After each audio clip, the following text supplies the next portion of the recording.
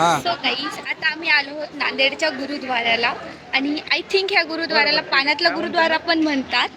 चला तुम्हाला दाखवते. आणि इथे इतके मस्त मस्त शॉप्स आहेत ना, तिथून आम्ही खूप साऱ्या गोष्टी पण घेतल्या, त्या पण तुम्हाला दाखवते. सध्या मी नांदेडमधील सर्वात प्रसिद्ध हुजूर साहेब गुरुद्वारा इथे आहे आणि हे शीख धर्मातील 5 सर्वात पवित्र तख्त्यांपैकी एक मानलं जातं आणि गोदावरी नदीच्या काठेवर वसलेलं हे ठिकाण लाखो भाविकांच्या श्रद्धेचं ठिकाण पण आहे. आणि गाईज तुम्हाला सगळ्यात महत्त्वाची इन्फॉर्मेशन द्यायची म्हणलं तर इथलचे 10वे गुरु गुरु गोविंद सिंग यांनी यांच्या 1708 मध्ये आपला शेवटचा काळ घालवला आणि तेव्हापासूनच गुरु ग्रंथ साहेब यांना पुढील आणि कायमचे गुरु म्हणून घोषित केलं होतं. आणि आज आपण त्याच पवित्र ठिकाणी आहोत आणि सगळ्यात जास्ती भारी वाटतं म्हणलं ना, हे पाण्यामधून बाहेर आल्याच्या नंतर इतका सुंदर व्ह्यू भेटतो ना पाहण्यासाठी. आणि गुरुद्वाराची वास्तुकला तर बघा ना किती सुंदर आहे. पांढऱ्या संगमरवरी बांधकामासोबतच सोन्याचा कळस, त्यामुळेच हे इथलचं ठिकाण अजूनही आकर्षक दिसलं जातं आणि त्यामुळेच तर देशभरातून आणि परदेशातूनही लाखो भाविक इथे दर्शनासाठी येतात.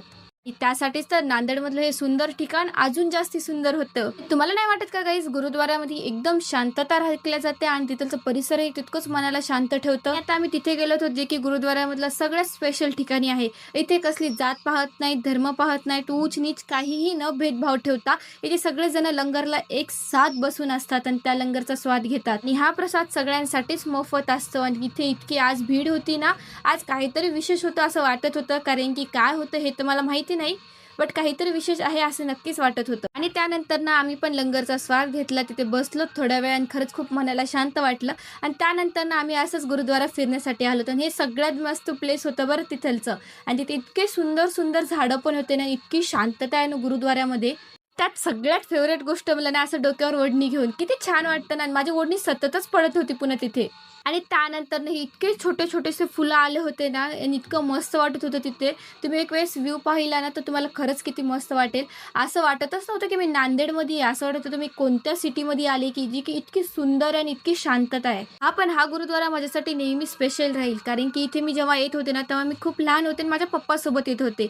आणि त्यांनी गेल्याच्या नंतर मी आज पहिल्यांदाच ह्या गुरुद्वाऱ्यामध्ये आले होते. आणि सगळ्या जुन्या परत आठवणी ताज्या झाल्या होत्या.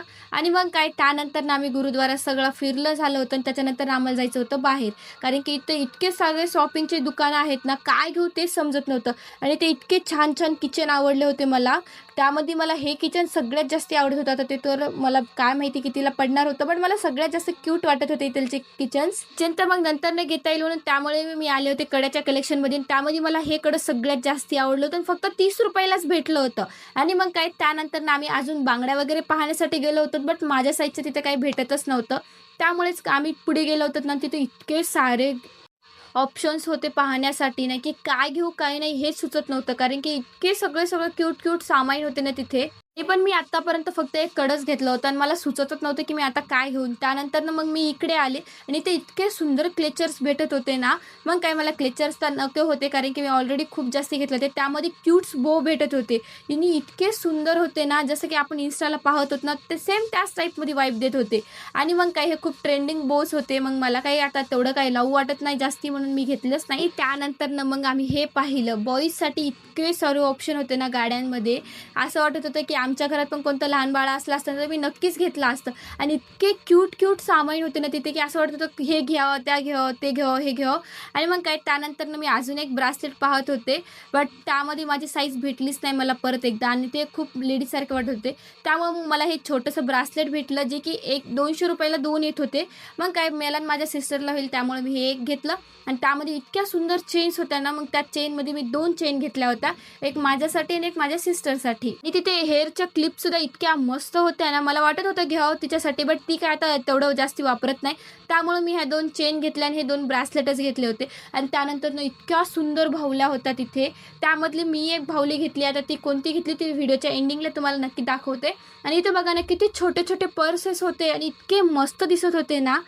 आणि मग त्यानंतर ना आम्ही फक्त हे कानातले किती रुपयाला घेतले असतील, फक्त 20 रुपयाला घेतले होते. त्यामध्ये अजून खूप सुंदर सुंदर डिझाईन्स होत्या. त्यामधला मला हा एकच आवडला आणि मग मी घेतला आणि तसेच निघले. आणि मार्केटमध्ये आता आम्ही इतकं जास्ती फिरलो ना की आता माझी कॅपॅसिटीच नव्हती. कधी इतका टाइम गेला ते पण कळालंच नाही. सो गाईज, तुम्हाला आजचा ब्लॉग कसा वाटला मला कमेंट बॉक्समध्ये नक्की सांगा.